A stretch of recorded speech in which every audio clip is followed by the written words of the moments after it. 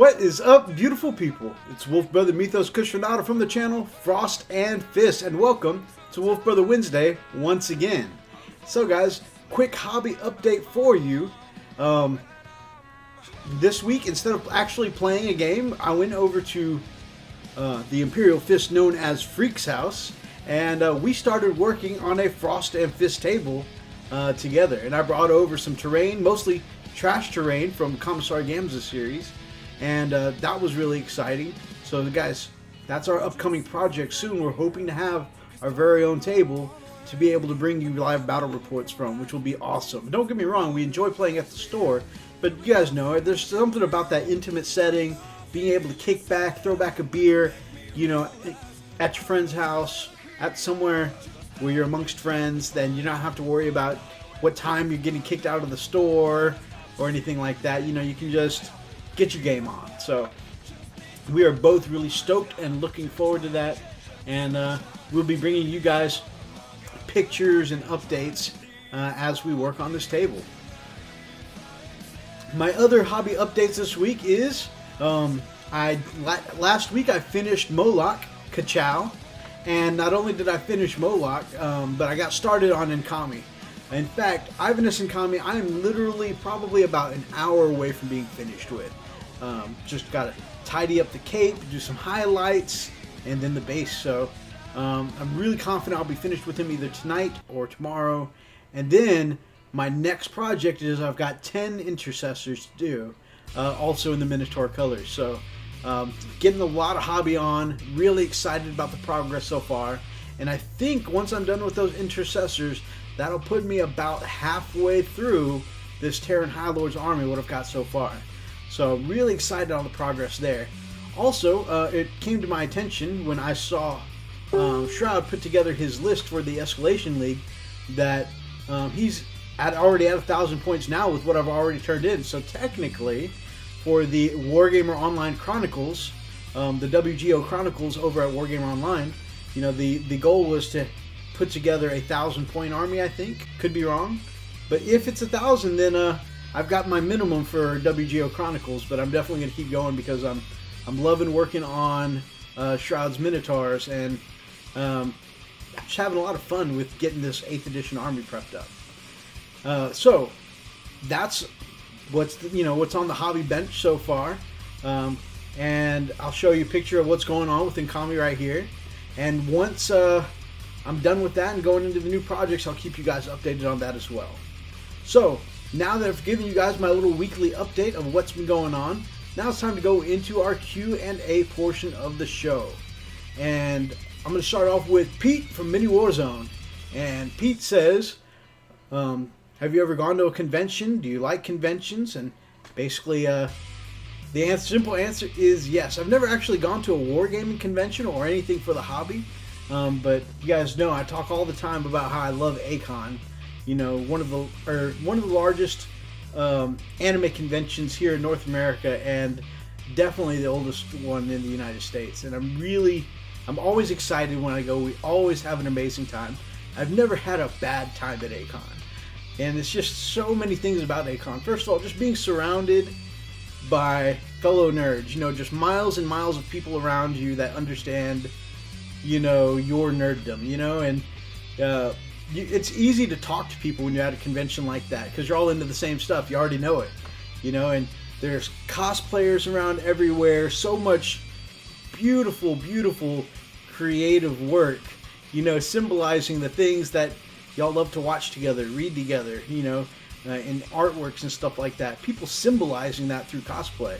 And I think that's an amazing thing. Just being surrounded by that environment, literally just walking into Acon, you know, me, my friends, my wife, we are all just awed and inspired. So I always have a great time there. I always come away with a ton of loot. You know, it's funny because I don't even buy a lot of anime at Acon. Most of the time I'm buying artwork, a lot of artwork at Acon. And of course, you know, taking lots of pictures of the sites, meeting people.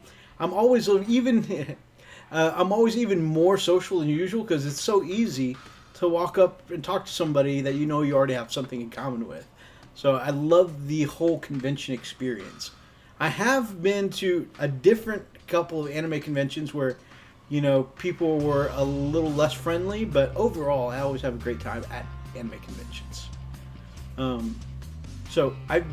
The answer is kind of, because maybe not necessarily the type of conventions that, you know, we would normally deal with in this hobby, but I do love conventions. Next, we have Joe over at Green Stuff Games. Sorry, Joe. And Joe's question is, when you're painting your models or your army, do you tell yourself a story or narrative to go with what you're painting? And the answer, once again, is yes and no. So it didn't start that way. For me, I basically, first of all, I'd like to refer you over to Big Mech Danskull and, changing your army's colors. And as a small part of that episode, Big Mech talked about my Space Wolves and how I started with just wanting to better color, or not better, I wanted different colors than the traditional Space Wolf colors. I wanted something that kind of more reminded me of wolves. So, you know, black because wolves are often nocturnal hunters, and then the silver because it reminded me of moonlight. And I decided on black and silver as my theme. And with that, that's just the way I wanted them to look. And so eventually I built a story around that, and I'm still working on the full lore. But the idea of the story is that this Wolf Lord in training, young Mythos, crash lands with his men on a planet that's occupied by a much larger Black Legion force. And so they develop, because they're vastly outnumbered, they develop, they start fighting by guerrilla tactics and hunting at night. And in the darkness, you know, especially with tech being unreliable, you know, they're able to get by in the darkness a lot by painting their armor black. And at a distance, they look to their fellow Black Legion patrols as just another squad of black-clad Marines, right? And so they use this kind of covert, you know, hiding in the shadows, striking from the shadows in the moonlight as their way of dealing with this much larger force. And by the time that the enemy catches on, they've taken out enough to kind of even up the odds to a closer battle. And the way I phrased it is that, you know, a wolf brother at night who took aim at a black-clad armor, if they saw the gleam of gold, they would know to strike true at a Black Legion enemy.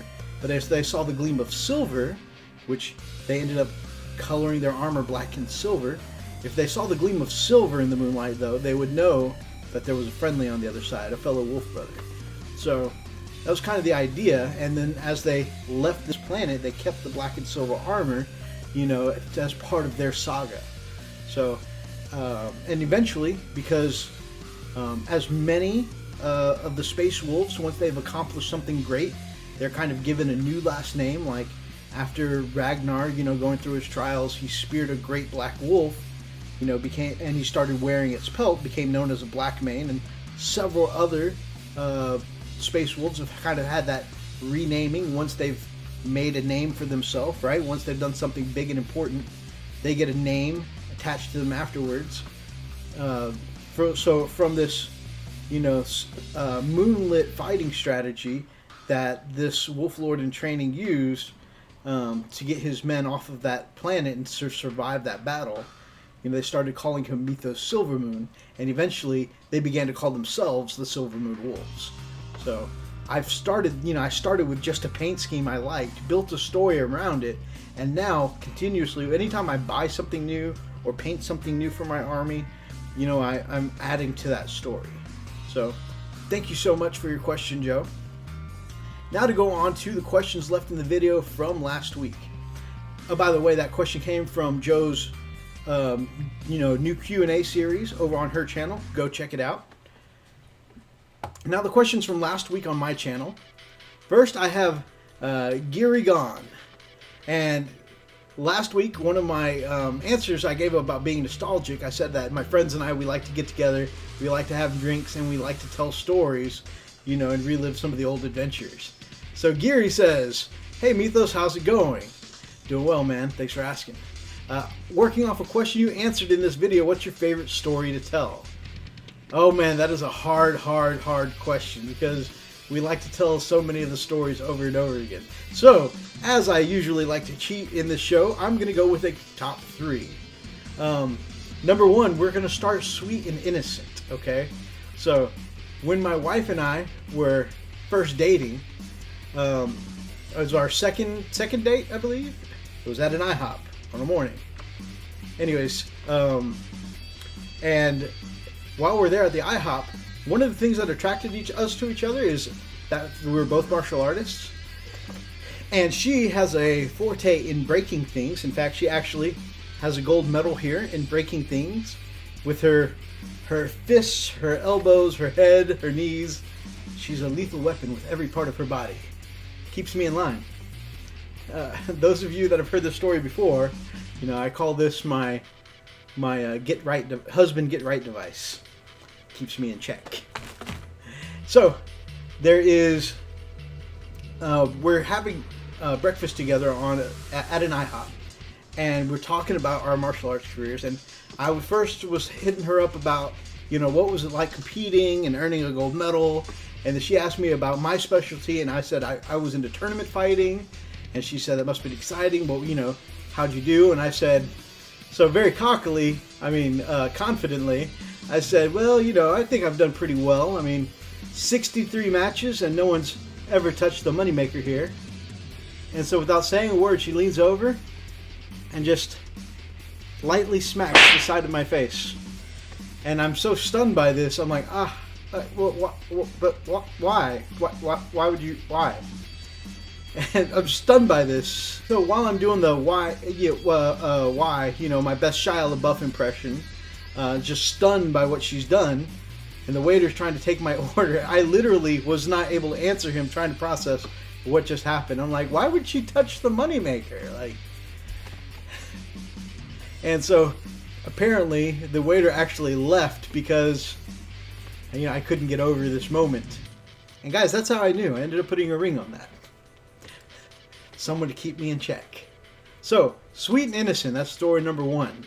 That's one of the ones I like to tell a lot. Number 2. So, as part of my job in security, especially as a security manager, we had to do overnight post checks on, you know, some of our overnight positions. And this may have even been back during the same time that Freak was working with me as a major at our security company. And I was doing late night post checks one weekend. And so it was like the last site I had to do.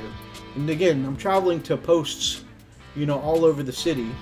And for some reason, I saved, you know, one of the most questionable parts of town for my very last post check. And so it was like 3:30 in the morning. And as I'm there, by the way, this particular year, we had a car with no AC, and Texas summers, even at night, are very hot. And so the air, especially driving around uptown all night with windows down, trying to cool off, would dry up my nose sometimes.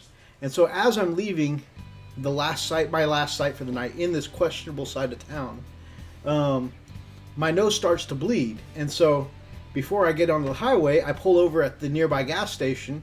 Nose just pouring blood. You know, I didn't have any tissues in the car, so I go, apparently, you know, of course, because this is a questionable side of town, the gas station is locked up at night, and they only have the one little window with the bars and the box that you slide cash in underneath. I'm like, I was just going to come in for some napkins. Can I have some napkins? I'm obviously bleeding, right? And at first they were being real jerks about giving me napkins, but I'm like, I'm going to keep standing here and bleeding in front of your register until you give me some napkins. And so eventually they came and they brought me some napkins. And so I get the napkins. I'm trying to stop the nosebleed. I'm leaning up against my car at this gas station. And I didn't notice, okay, out of the shadows, someone walk up to me. And so I'm like leaned against the car, head back, dabbing my nose, and I become aware of this presence standing right next to me. And I look over, and there is a big, scary looking woman from the... I mean, I'm on a bad side of town. She was very obviously from the bad side of town, and she looked about as questionable as the side of town that I was on. So, and I mean, she was big too. Like, her arms were more swollen than my head. She was big. Anyways, I'm dabbing my nose, and I'm like, hello? And she's like, hello. And I'm like, can I help you? Oh, you know, and she's dangling a purse off one of these biceps. And she goes, oh, you know, just trying to make some money. So guys, several alarms went off in my head. And it's funny because I don't deal very well with being in illegal situations, I guess. And so immediately I had, just alarms going off in my head, giant red flags waving. And it's like, I'm like, oh. And then I start fumbling with my keys, and I drop them like I was in a horror movie. I drop my keys 3 times, trying to get in my car. I jump in my car. I peel out of the parking lot. This gas station was on a corner next to a highway entrance ramp. And so what happened is I'm fumbling with the keys, jump in the car, serious burnout out of the parking lot, into the entry ramp, on the highway, down the road, boom, I'm gone. And all I could remember thinking is that, oh my God, I'm talking to a prostitute. I'm about to be arrested. People are going to arrest me for prostitution. And so I didn't even realize I'd overreacted, right? I was freaking out about this. Okay, so by the time I get home, I take a little bit of a nap. I get up for breakfast with my brother and my mom. And my brother, I'm telling the story to my brother, and I'm like, yeah, can you believe it? And he goes, did it occur to you you could have said, no thank you, I'm good? And then boom, that's when it occurred to me how badly I may have overreacted. And I don't even know why I reacted so strongly. It's just the only thing I could think of in my head was, oh God, I'm with a prostitute, I'm going to be arrested. So, yeah, that of course, you know, we bring this up a lot when we're drinking because the guys love to tease me to no end. In fact, very commonly in our group, when somebody wants to tease me, if a uncomfortable situation comes up, one of the guys will say, you know, just trying to make some money. So that's another one of the stories we like to tell. Tell you, no loyalty. Cloud had loyalty. Alright, so that is a great question. Sorry that got a little long-winded there, but I love to tell these stories.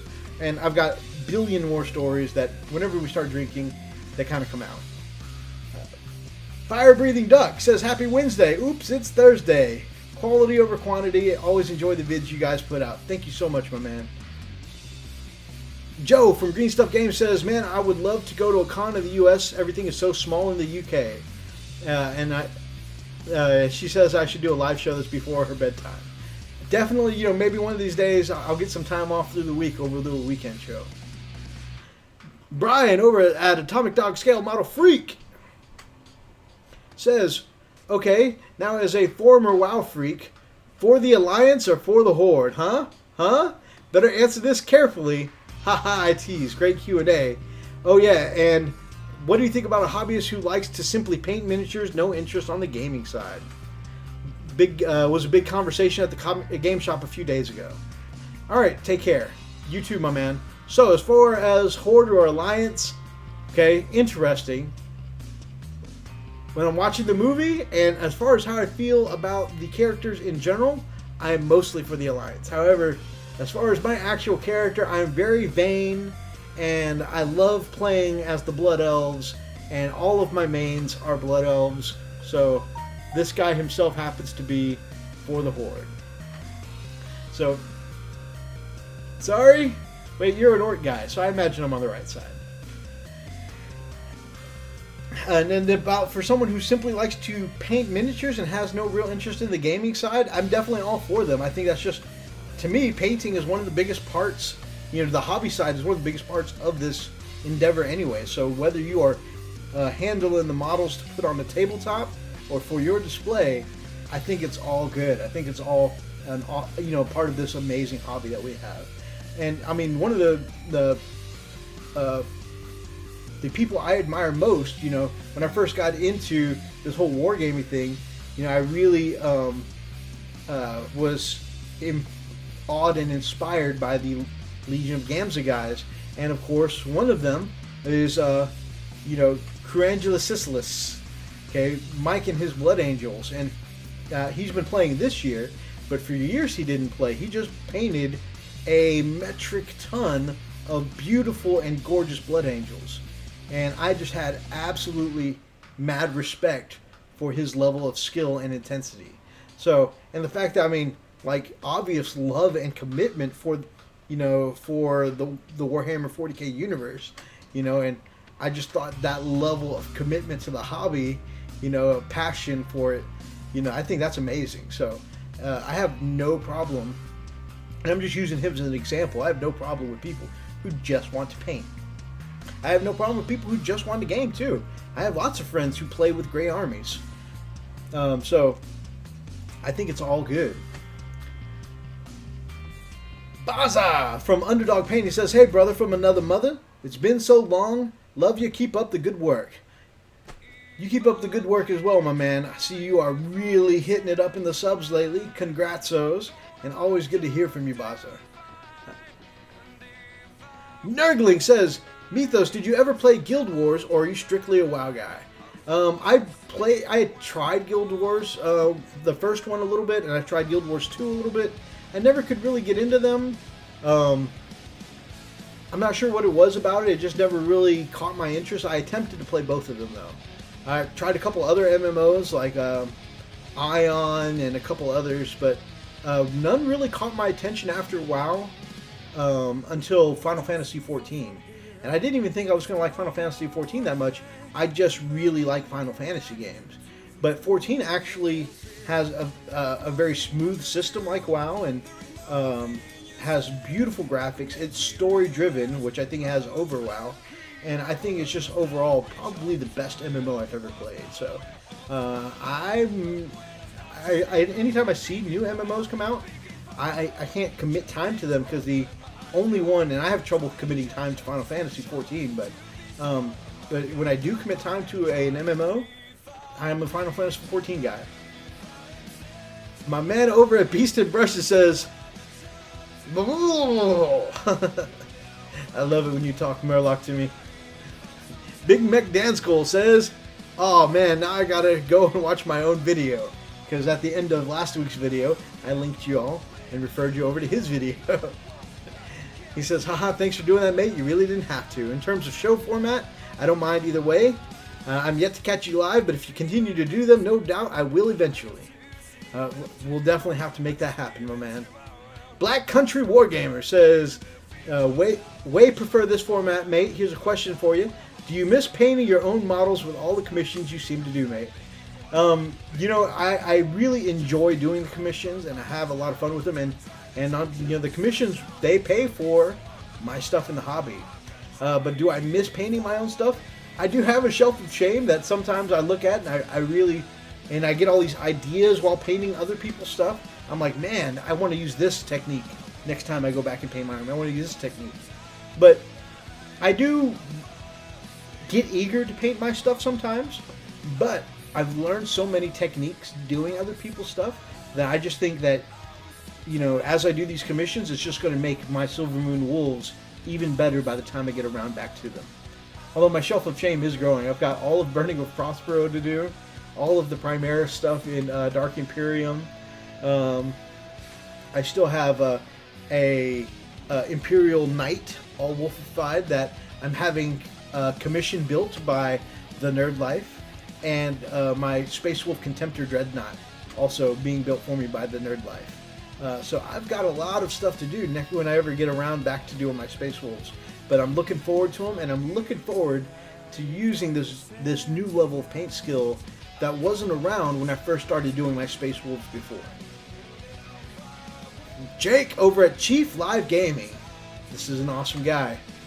Great video mythos. Thank you very much, Jake.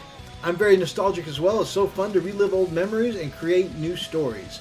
I tend to prefer live content. I like your sit and talk where you painted the Minotaurs as well.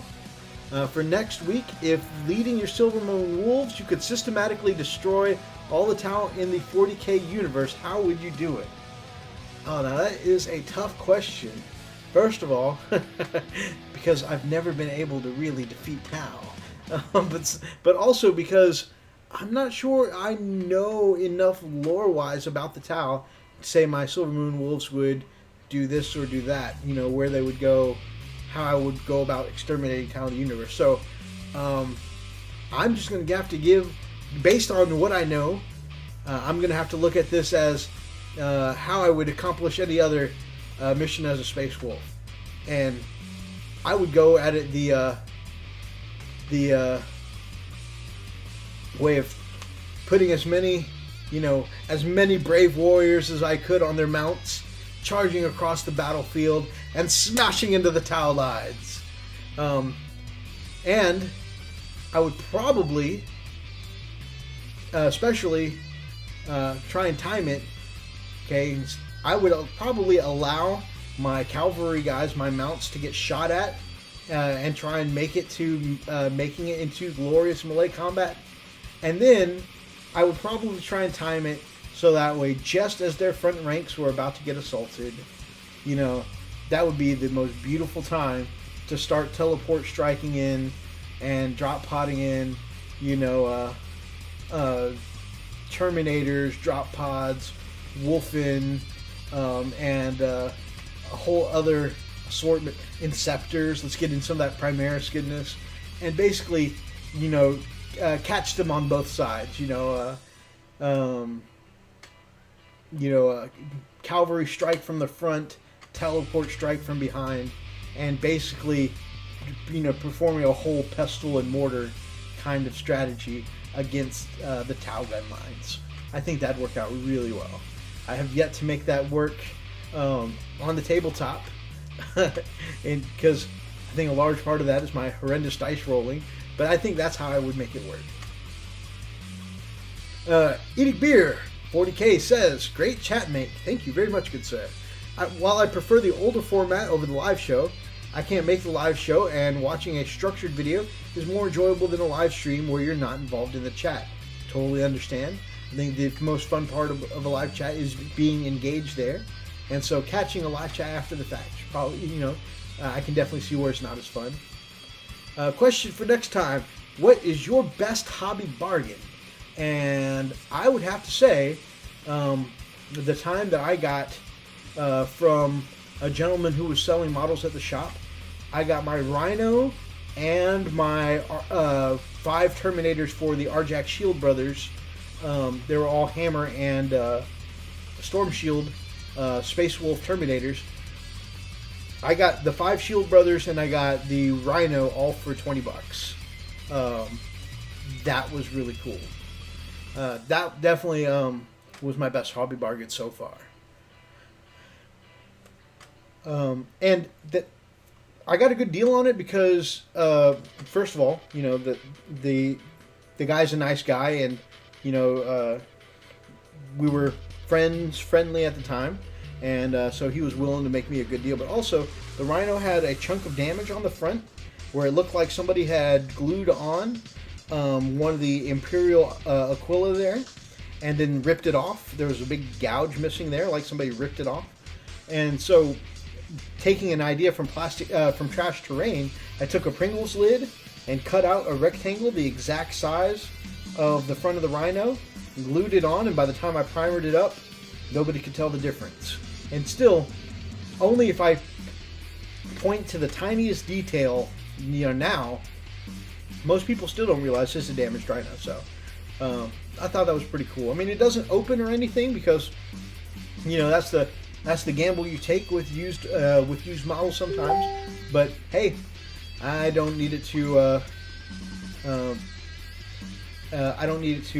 open, and it didn't come with a gunner for my storm bolter, but I actually kind of like the sleek look without it, so worked out fine for me.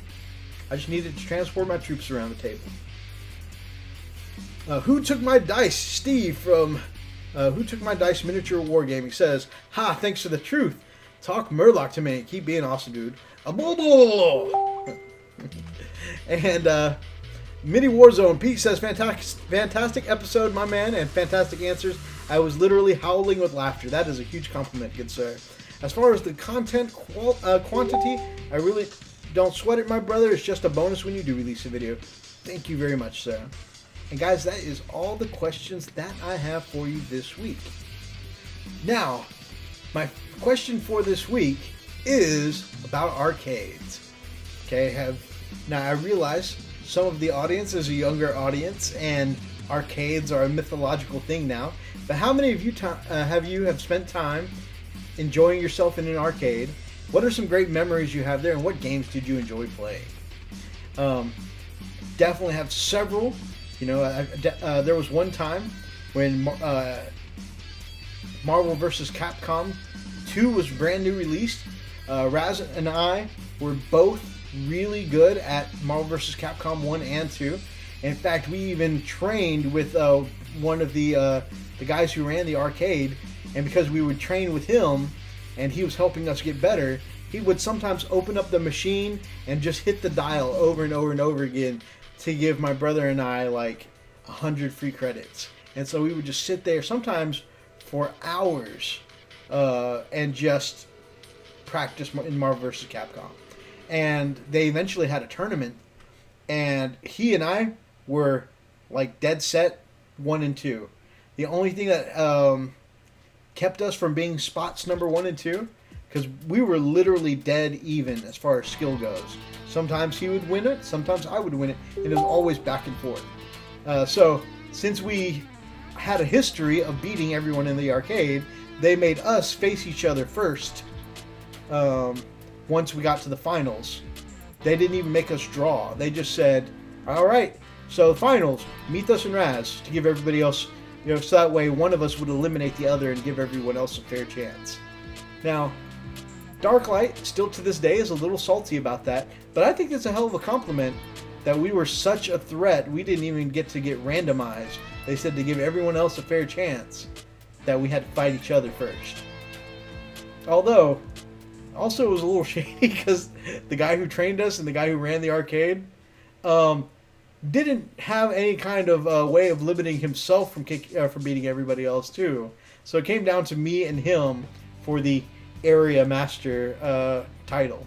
But the student surpassed the master, and I beat him and earned the area master title. So that is the only video game tournament I think I've ever won. So that was really cool. Also, I have just tons and tons and tons of awesome memories of Darklight and I using the light guns. I love the light gun arcade games. Time Crisis, Virtual Cop, Area 51, all those kind of games where you've got a light gun clicking at the screen, and especially the 2-player ones. Darklight and I could get there on the 2-player ones, and we would just sometimes just spend an afternoon and just go through the entire game together. Those were a lot of fun. I mean, just sometimes we would get crowds of people around watching us because we could go for a long period of time on these little light gun games and not have to put in a quarter. It was pretty cool. But man, between that and Marvel vs. Capcom 2, I have tons of good memories. Just me hanging out with Darklight. So that is my question to you guys this week. Tell me about your awesome arcade experiences. If you guys liked today's episode, then grab up an axe and smash that like button in the name of the Emperor. And of course, drop me some comments down below. Guys, I love hearing from you guys. Chatting with my YouTube friends is really the best part of my week. And if you guys are not yet subscribed to the channel, then you guys know that Shroud, Freak, and myself would love to have you as a member of the pack here at Frost and Fist. Until next time, guys, stay frosty.